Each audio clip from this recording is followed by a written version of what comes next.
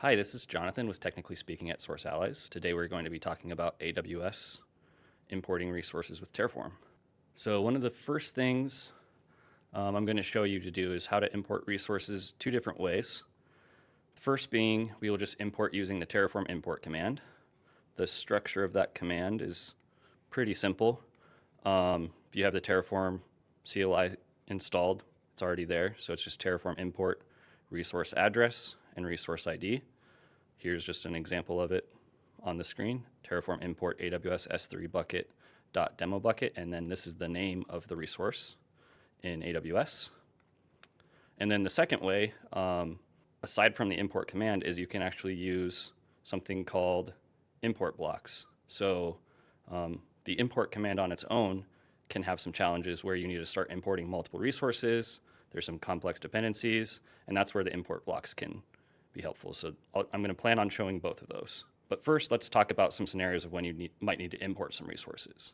Maybe you have existing infrastructure that was manually created or created with something like Boto 3 that's not really infrastructure as code. Or maybe you have another infrastructure as code tool like CloudFormation, and for whatever reason you want to move from CloudFormation to Terraform. Well, importing resources this way could help you with that. And the benefits of using infrastructure as code or Terraform, one of them is you would have a single source of truth for your infrastructure. This can allow things like version control, team collaboration, just enhances that piece. And also another benefit is a lot of the IAC tools, they have some type of state that you can manage. And then that gives you the benefit to be able to detect when there's changes made in your cloud environment. Lastly, the main reason that I see for this is once you have infrastructure as code and your infrastructure being deployed via infrastructure as code, you can really quickly replicate that into multiple environments, dev, QA, production, and you'll be able to get the same thing in multiple places. So in order to start importing resources into Terraform, what do you need to do? Since we're using AWS, we need some kind of AWS credentials with the appropriate IAM permissions, which I've already got set up locally here. And then you also need Terraform installed, and it could be helpful to have the AWS CLI, so I have both of those installed. And lastly, you need some idea of what resources that you want to be importing, and then you'll follow an import workflow that I will be showing here in a second to be able to create your Terraform configuration file and get your resource blocks created. So the import workflow has 4 steps that you can use, and this is specific initially just to the Terraform import command. We'll show what this looks like with the import block later, but really just these 4 steps. First, you need to write your Terraform configuration. So in my case, I have the simple import project here with a main Terraform main.tf file. And all I'm going to be doing for this first example is importing an existing AWS S3 bucket called SATS import demo 1. It has one tag, and then the goal with this of why I want to import it, just as our scenario, is to be able to add versioning, and that's really the main thing, is just being able to add versioning for the simple example right here. So if we look at, let's just double check one thing too. So if I run AWS S3LS, we should see that the bucket exists, which it does. And then inside the console, I have my one bucket here, and I just want to show that I do not have bucket versioning enabled. So the first step here was to write my Terraform configuration, which I have done here.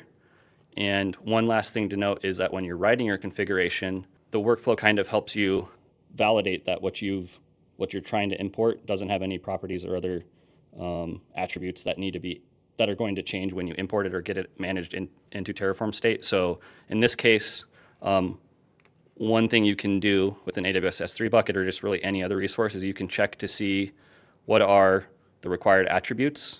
If you don't have all of the required attributes defined here, you'll kind of run into problems. But just know that what you want for your initial base Terraform configuration is just using all the required attributes. In this case, a tag is not required, so we could remove that. But here's our initial Terraform configuration. So the second step is to run our import command that I showed before. So that would just be, let me look at this here, Terraform import, and then we are copying the resource ID, which is this one.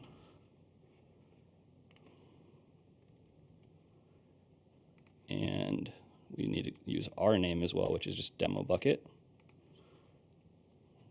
Demo bucket, and then we are going to use, or then we need to use the name of the actual bucket in AWS. So in this case, it is sa-ts-import-demo1. So now when I hit enter here, okay, it looks like I missed a step. So the first thing for this is just to run Terraform init. It's initialized in my directory. And actually I want to cd into, that's why it is. So simple import Terraform init, initializing the backend. So Terraform init, that is now looking at my provider file that I have here, and it says, okay, I'm going to use this provider AWS, and I'm going to use a region, US East 2. So that's what's happening here. You can see it downloaded all of that provider definition code, got it installed now. So then now when I run my import command, let me just clear the screen. Terraform import AWS S3 bucket.demo_bucket, and then the bucket name, sa-ts-import-demo1. So now if I hit enter, it should work and start detecting what is actually in AWS. You can see its import is successful. So this tells me that my state file that I have here now knows about my bucket. But how do we know that what we actually have defined in infrastructure as code or in Terraform here is correct, if you want to say that? Whereas if I start making changes or adding other resources, it's not going to delete anything. And that's where the next step, which is step 3 of our import workflow, validate, comes into play. So what you can do to validate this is do Terraform plan. And this will come back and show you if there's any changes. So in this case, if you remember, I removed the tag. So what this is saying here is we have 0 resources to add. We have 1 resource that is going to change, in this case our demo bucket. Nothing will be destroyed. So that's good that nothing's going to get destroyed. But I don't want my tag to be deleted, so I'm going to just add that back. And then now if you do Terraform plan again, now we see that there's no changes. So this looks good. Your goal always with the workflow. And then step 4 that I kind of skipped over is refine the configuration. So when you run Terraform plan, like we did initially, and then you see that there's changes, well, if you don't want those changes to be made, you have to go back and refine your Terraform configuration like we did here. So now that we have no changes being made, the last step would just be, and this, I don't think this one's necessary, but you could do Terraform apply. But in this case, it's not going to really do anything for us. So that just makes sure that we have a good working point going forward. So that's really how the import command works. If I wanted to add on and start making changes, in this case, like let's add bucket versioning to our bucket. So now that we have it in infrastructure as code, we don't have bucket versioning enabled. You can see I still have my bucket out here. Nothing's been deleted by just importing it. And I've got my tag still, environment development. But we really need to get this bucket versioning enabled. So now that we have it in Terraform, we can go out here and look at what that ends up looking like in Terraform resource configuration. So if I look at S3 bucket versioning, I've got that block. So I've got my bucket created, and I'm not going to do anything with ACL, but here is my bucket versioning. So I know that I need to provide a bucket and a versioning configuration. So I'll just come out here, AWS S3 bucket versioning, and then we have to provide some name. So I'm just going to say demo version.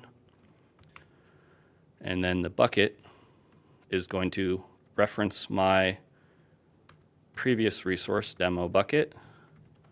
We need to provide, this gives us the name of the bucket. So if you look at the Terraform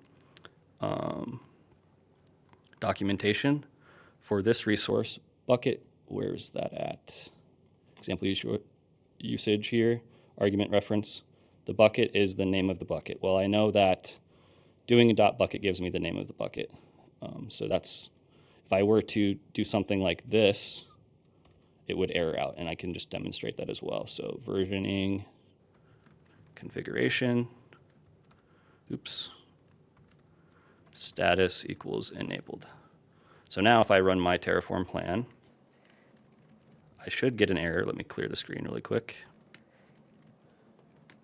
So this will give me an error just because it's not referencing the right bucket. And I have a typo, so let me fix that first. Cannot spell versioning. But I still I'm kind of expecting to get an error here. So you can see is an object with 28 attributes. So that's definitely not what we want. But that's where if we were to just use .bucket, then that gives us our name, and then things will be happy. Awesome. So our plan is good. We've got 1 to add, 0 to change, 0 to destroy. One of the things that I really like about some of these CLI tools is if you actually read what it's telling you, it'll tell you kind of the next thing to do. So in this case, you can run Terraform apply. Terraform apply. Now this may not be like a typical workflow, running everything manually like this. You'd probably have something in like a CI/CD pipeline. So we've got 1 resource added, which is our bucket versioning. So if we go back to our bucket, refresh, and we can see that versioning is now enabled.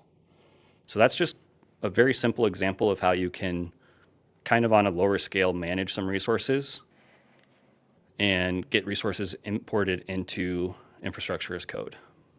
The next thing that I want to show is what it looks like in a more complex example. So if we have multiple resources or some complex dependencies, like in this case, it's not super complex with a bucket and its bucket versioning, that's pretty manageable running it this way. But maybe you have things like the CI/CD pipeline, deployment pipeline that you want to be able to still use, or you just have a lot of complex dependencies as well. So using import blocks is another way to do what we just did. And this is all that you really need to define is just import to an ID. So in this case, ignoring our simple import folder, we have a more complex folder now where we've got our import.tf file. This defines 2 resources that we want to import. So I want to import my VPC as well as an AWS subnet that already exists. And then you still, remembering back to our workflow, we still want to define some initial configuration. So things like AWS CLI, those could be used to be able to pull this configuration back for you. There's also some other tools as well that could generate some of this. But in this case, I've just gone through and I've added all of the required attributes for our AWS VPC, as well as 1 subnet. But I also have a brand new subnet. So if we go out and look at our VPC, you can see here that all we have created is just 1 subnet right now. So really the whole purpose of this, like if you think like I just got a new requirement that we need some other VPC created, maybe this one's getting way too full. With a /20 probably would not happen, but let's just say that you need to have another one, or you want to create a subnet in a second availability zone, right? That's probably a more realistic example here. It's where you have some resource that needs to be deployed across 2 availability zones, so you would need 2 subnets for that. And the default VPC, everything looks good here. However, that's not managed by code either. So you can kind of see that we've already got some complexity being introduced with these resources, and I don't want to have a 2-step process as well of importing things first and then adding new. So the benefit of using the import blocks is it can understand the relationship for you between the VPC and the subnet, as well as what's being created new.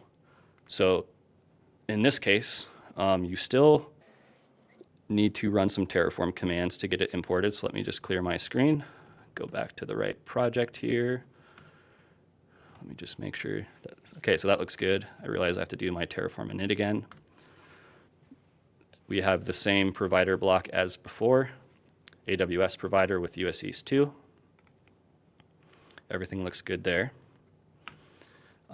So before I ran a Terraform import command like this, but in this case, the Terraform import command is being replaced by the import blocks.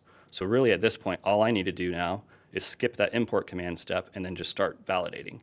So I've created my Terraform definition, which I just showed. I don't need to run my import command because that's going to be automatically taken care of in the Terraform plan. So right now I'm at that validate step. What I want to make sure at this point is when I run Terraform plan, just like before, that you don't have any changes that you're not expecting. So here, now we have a new little identifier, 2 to import, 1 to add, 0 to change, 0 to destroy. So if we go through and we look, this was our Terraform plan, we can see, okay, we've got this subnet 2A. It will detect all of the attributes. So as an example, if we go over to this subnet and I don't include this property, the map public IP on launch, and I run this again, it's going to actually tell me that it's wanting to recreate, or it's going to add and change, whereas before we weren't adding anything new. And the whole reason for that is just because of this property. So that's where it's really important to do that validate step, just to make sure that you have things configured. And really, the Terraform plan, consider that like a read-only operation. So that's something that you could do in like a read-only type role. You don't have to worry about pushing or changing anything in AWS. So it's kind of like a safe action. But if we go back to, so if we go back to here and add our property back, we liked what it was originally telling us. So let me go through again, one more Terraform plan. Okay, so we're back to our to import, which is our existing VPC, our existing subnet, and we're adding one new subnet, and nothing is going to change. So I think this looks good. So let's do it all at once. Terraform apply. And then just safety, you have to type the word yes. I do want to deploy this. And then going back to AWS, we can see that we now have our public 2B subnet. It's created. It's got the right CIDR range. Yep. And really at that point, nothing else is changed. Nothing with the VPC changed. Nothing with the other subnet changed. And we're off and rolling, managing our resources in Terraform. Yeah, so one of the last things just to call out is really the difference between that import command and the import blocks is the import blocks gives you that ability to do everything in a single operation, where that's importing, updating, adding new resources all at once, whereas the import command, you have to kind of manage those things on your own. But yeah, so Terraform now is just going to manage my code for me. Or my resources for me through code, and I can confidently make changes across different environments. This has been Jonathan with Technically Speaking at Source Allies. Do you have a topic that you want to see covered? Comment it down below. Check out sourceallies.com to learn more about us. Thanks for watching, and we'll see you next time.